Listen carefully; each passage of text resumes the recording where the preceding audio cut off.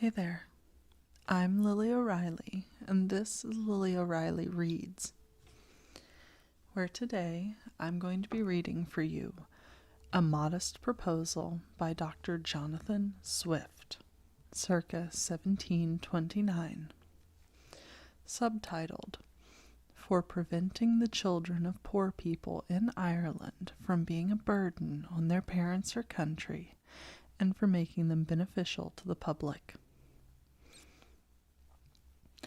For those who are not aware, this essay is satirical in nature and does deal with themes of cannibalism. If either of those points offends you, now is a very good time to find another video to watch. Assuming you're okay with all of that, let's go on then.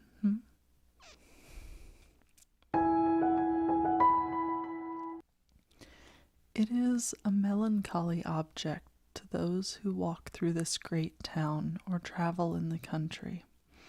when they see the streets, the roads, and cabin doors crowded with beggars of the female sex, followed by 3, 4, or 6 children, all in rags, and importuning every passenger for an alms. These mothers, instead of being able to work for their honest livelihood, are forced to employ all their time in strolling to beg sustenance for their helpless infants who, as they grow up, either turn thieves for want of work or leave their dear native country to fight for the Pretender in Spain or sell themselves to the Barbados. I think it is agreed by all parties that this prodigious number of children in the arms or on the backs or at the heels of their mothers, and frequently of their fathers, is in the present deplorable state of the kingdom a very great additional grievance, and therefore whoever could find out a fair, cheap, and easy method of making these children sound and useful members of the Commonwealth would deserve so well of the public as to have his statue set up for a preserver of the nation. But my intention is very far from being confined to provide only for the children of professed beggars. It is of a much greater extent, and shall take in the whole number of infants at a certain age who are born of parents in effect as little able to support them as those who demand our charity in the streets. As to my own part, having turned my thoughts for many years upon this important subject, and maturely weighed the several schemes of our projectors, I have always found them grossly mistaken in their computation. It is true, a child just dropped from its dam may be supported by her milk for a solar year with little other nourishment, at most not above the value of 2 shillings, which the mother may certainly get, or the value in scraps, by her lawful occupation of begging. And it is exactly at 1 year old that I propose to provide for them in such a manner as, instead of being a charge upon their parents or the parish, or wanting food and raiment for the rest of their lives, they shall, on the contrary, contribute to the feeding and partly to the clothing of many thousands. There is likewise another great advantage in my scheme, that it will prevent those voluntary abortions and that horrid practice of women murdering their bastard children, alas,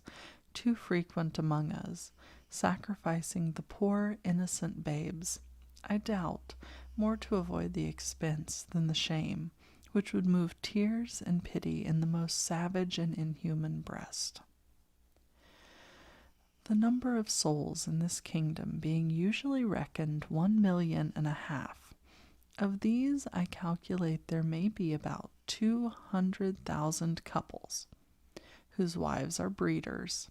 from which number I subtract 30,000 couples who are able to maintain their own children. although I apprehend there cannot be so many under the present distresses of the kingdom. But, this being granted, there will remain 170,000 breeders. I again subtract 50,000 for those women who miscarry or whose children die by accident or disease within the year. There only remain 120,000 children of poor parents annually born. The question, therefore, is this: how this number shall be reared and provided for, which, as I have already said, under the present situation of affairs, is utterly impossible by all the methods hitherto proposed. For we can neither employ them in handicraft or agriculture. They neither build houses, I mean in the country, nor cultivate land. They can very seldom pick up a livelihood by stealing till they arrive at 6 years old, except where they are of towardly parts, although I confess they learn the rudiments much earlier, during which time they can however be properly looked upon only as probationers. As I have been informed by a principal gentleman in the county of Cavan, who protested to me that he never knew above 1 or 2 instances under the age of 6, even in a part of the kingdom so renowned for the quickest proficiency in that art. I am assured by our merchants that a boy or a girl before 12 years old is no saleable commodity, and even when they come to this age they will not yield above 3 pounds, or 3 pounds and half a crown at most on the exchange, which cannot turn to account either to the parents or the kingdom, the charge of nutriments and rags having been at least 4 times that value. I shall now therefore humbly propose my own thoughts, which I hope will not be liable to the least objection. I have been assured by a very knowing American of my acquaintance in London that a young healthy child, well nursed, is, at a year old, a most delicious, nourishing, and wholesome food, whether stewed, roasted, baked, or boiled, and I make no doubt that it will equally serve in a fricassee or a ragout. I do therefore humbly offer it to public consideration that of the 120,000 children already computed, 20,000 may be reserved for breed, whereof only 1/4 part is to be males, which is more than we allow to sheep, black cattle, or swine. And my reason is, that these children are seldom the fruits of marriage, a circumstance not much regarded by our savages, and therefore 1 male will be sufficient to serve 4 females. That the remaining 100,000 may, at a year old, be offered in sale to the persons of quality and fortune through the kingdom, always advising the mother to let them suck plentifully in the last month, as to render them plump and fat for a good table. A child will make 2 dishes at an entertainment for friends, and when the family dines alone, the fore or hind quarter will make a reasonable dish, and seasoned with a little pepper or salt will be very good boiled on the 4th day, especially in winter. I have reckoned upon a medium that a child just born will weigh 12 pounds, and in a solar year, if tolerably nursed, will increaseth to 28 pounds. I grant this food will be somewhat dear, and therefore very proper for landlords, who, as they have already devoured most of the parents, seem to have the best title to the children. Infant's flesh will be in season throughout the year, but more plentiful in March and a little before and after, for we are told by a grave author, an eminent French physician, that fish being a prolific diet, there are more children born in Roman Catholic countries about 9 months after Lent than at any other season. Therefore, reckoning a year after Lent, the markets will be more glutted than usual, because the number of popish infants is at least 3 to 1 in this kingdom, and therefore it will have one other collateral advantage by lessening the number of papists among us. I have already computed the charge of nursing a beggar's child, in which list I reckon all cottagers, labourers, and 4/5 of the farmers to be about 2 shillings per annum, rags included, and I believe no gentleman would repine to give 10 shillings for the carcass of a good fat child, which, as I have said, will make 4 dishes of excellent nutritive meat, when he hath only some particular friend or his own family to dine with him.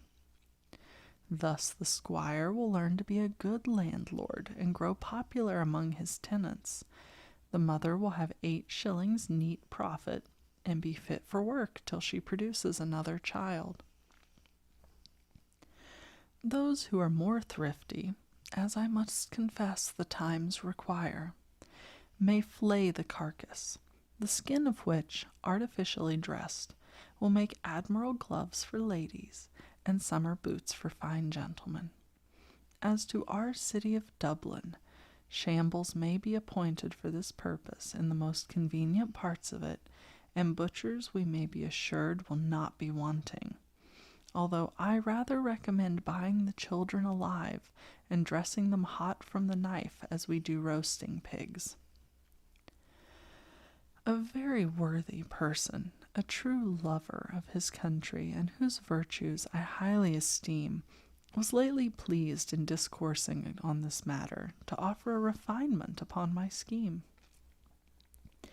He said that many gentlemen of this kingdom, having of late destroyed their deer,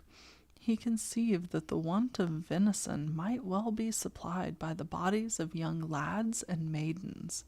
not exceeding 14 years of age, nor under 12, so great a number of both sexes in every county being now ready to starve for want of work and service, and these to be disposed of by their parents if alive, or otherwise by their nearest relations. But with due deference to so excellent a friend and so deserving a patriot, I cannot be altogether in his sentiments, for as to the males, my American acquaintance assured me from frequent experience that their flesh was generally tough and lean like that of our schoolboys by continual exercise, and their taste disagreeable, and to fatten them would not answer the charge. Then, as to the females, it would, I think, with humble submission,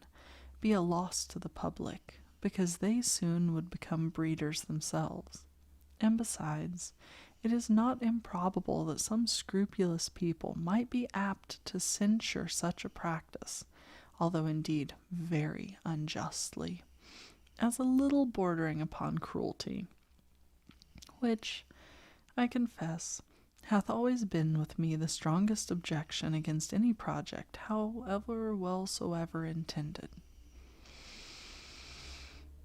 But in order to justify my friend, he confessed that this expedient was put into his head by the famous Salmanazar, a native of the island Formosa, who came from thence to London above 20 years ago, and in conversation told my friend that in his country, when any young person happened to be put to death, the executioner sold the carcass to persons of quality as a prime dainty,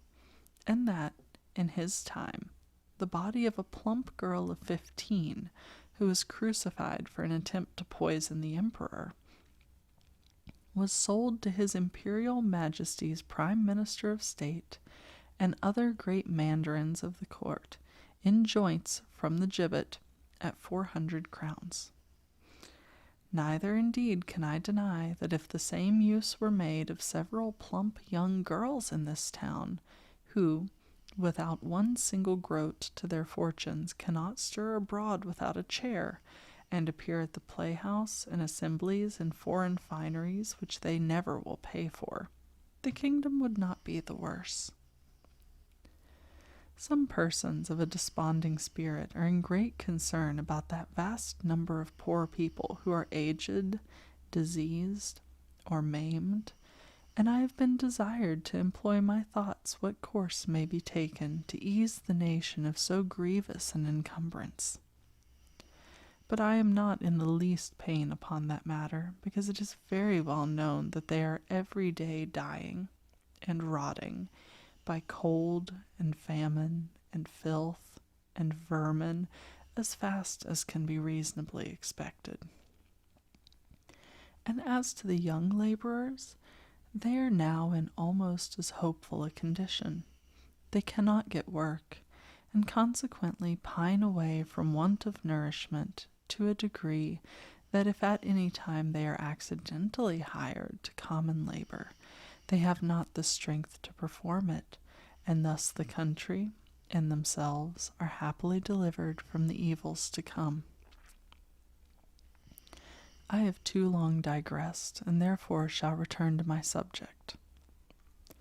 I think the advantages by the proposal which I have made are obvious and many, as well as of the highest importance. For first, as I have already observed, it would greatly lessen the number of papists with whom we are yearly overrun, being the principal breeders of the nation, as well as our most dangerous enemies, and who stay at home on purpose with a design to deliver the kingdom to the pretender, hoping to take their advantage by the absence of so many good Protestants, who have chosen rather to leave their country than stay at home and pay tithes against their conscience to an episcopal curate. Secondly, the poorer tenants will have something valuable of their own, which by law may be made liable to a distress, and help to pay their landlord's rent, their corn and cattle being already seized, and money a thing unknown. Thirdly, whereas the maintenance of 100,000 children from 2 years old and upwards cannot be computed at less than 10 shillings apiece per annum, the nation's stock will be thereby increased 50,000 pounds per annum, besides the profit of a new dish introduced to the tables of all gentlemen of fortune in the kingdom who have any refinement and taste. And the money will circulate among ourselves, the goods being entirely of our own growth and manufacture. Fourthly, the constant breeders, besides the gain of 8 shillings sterling per annum by the sale of their children, will be rid of the charge of maintaining them after the first year. Fifthly, this food would likewise bring great custom to taverns, where the vintners will certainly be so prudent as to procure their best recipes for dressing it to perfection, and consequently have their houses frequented by all the fine gentlemen who justly value themselves upon their knowledge in good eating. And a skilful cook, who understands how to oblige his guests, will contrive to make it as expensive as they please. Sixthly, this would be a great inducement to marriage, which all wise nations have either encouraged by rewards or enforced by laws and penalties. It would increase the care and tenderness of mothers toward their children, when they were sure of a settlement for life to the poor babes, provided in some sort by the public, to their annual profit instead of expense.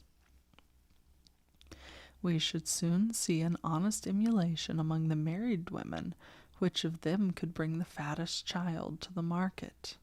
Men would become as fond of their wives during the time of pregnancy as they are now of their mares in foal, or their cows in calf, or sows when they are ready to farrow, nor offer to beat or kick them, as is too frequent a practice, for fear of a miscarriage.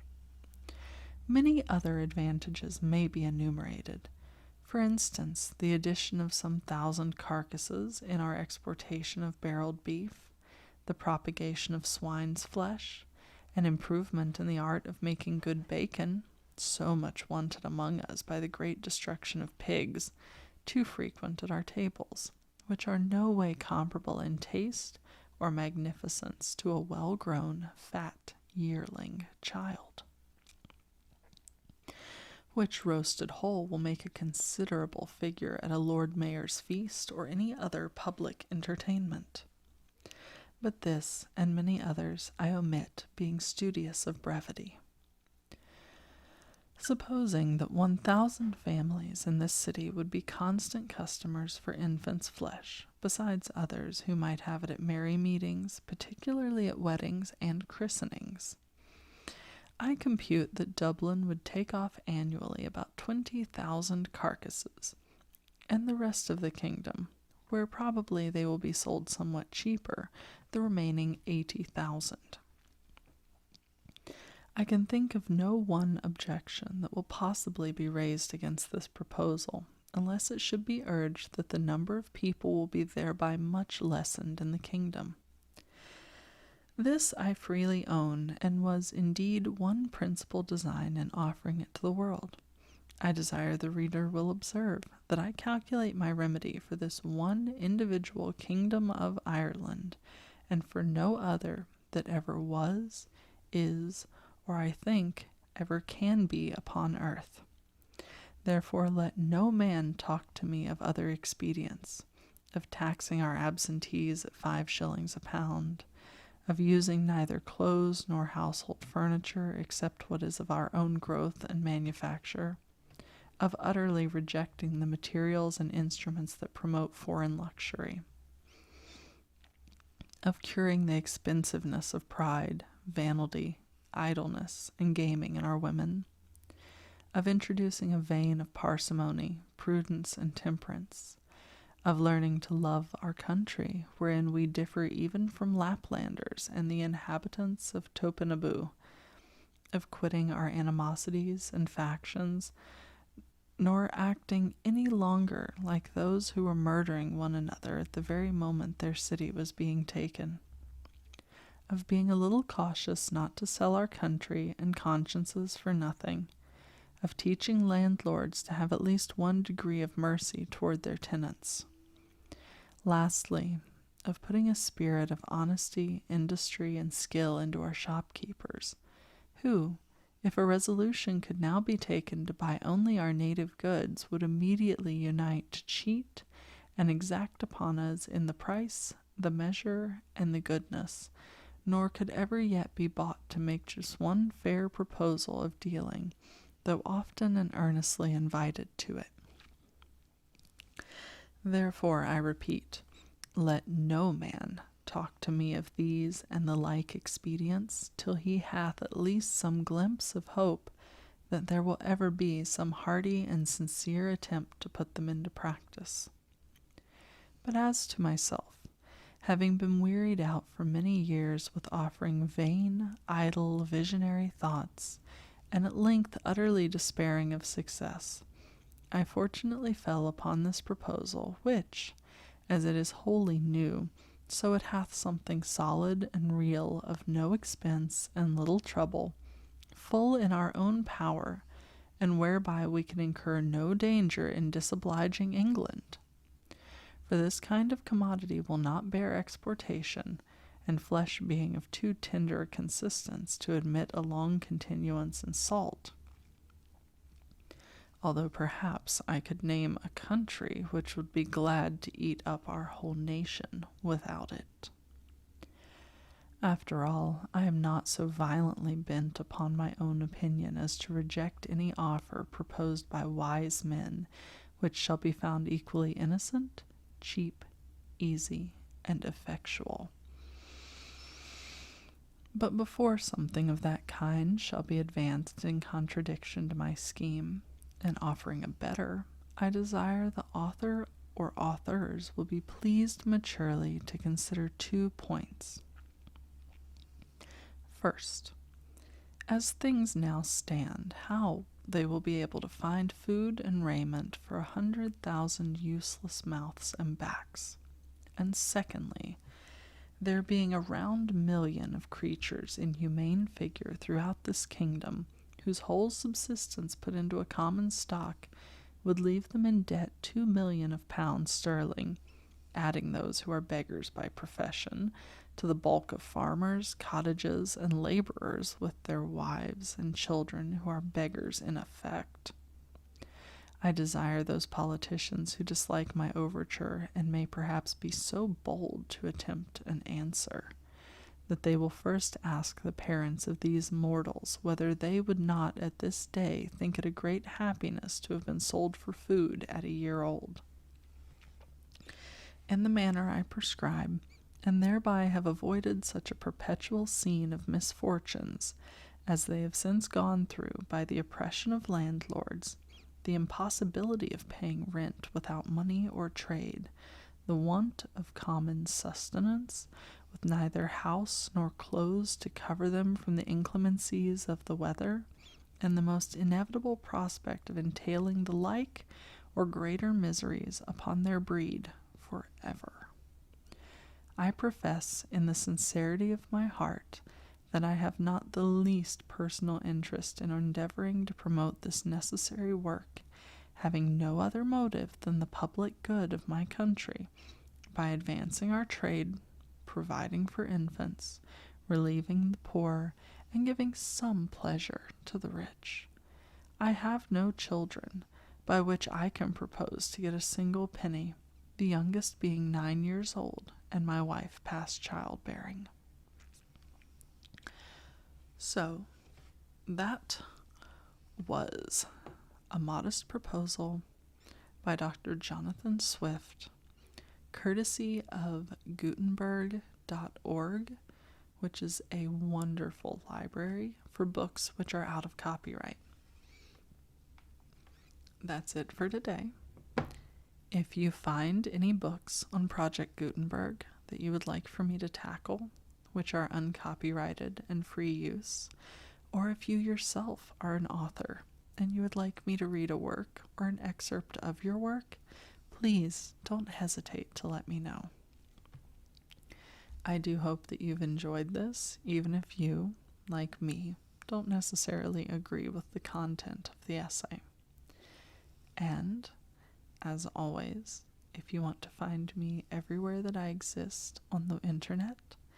I can be found at allmylinks.com/Lily O'Reilly. You can also find me on Ko-Fi at ko-fi.com/Lily O'Reilly. If you would like, you can commission a work on Ko-Fi. I open up 4 slots a month, and that will entitle you to a video like this. You can give me a book you'd like me to read. You can give me a book you'd like me to review. You can hand me an essay that you have the rights to, and as long as I don't find it personally objectable, I'll put it on here for you. So, as always, thank you for being here with me. If you enjoyed this, please give me a thumbs up, subscribe, hit the little bell at the top so you don't miss my videos, and send it to a friend that you think would enjoy it. So, until next time, I'm Lily O'Reilly. This is Lily O'Reilly Reads. Good rest, good relaxation. I'll be here for next time. Bye, guys.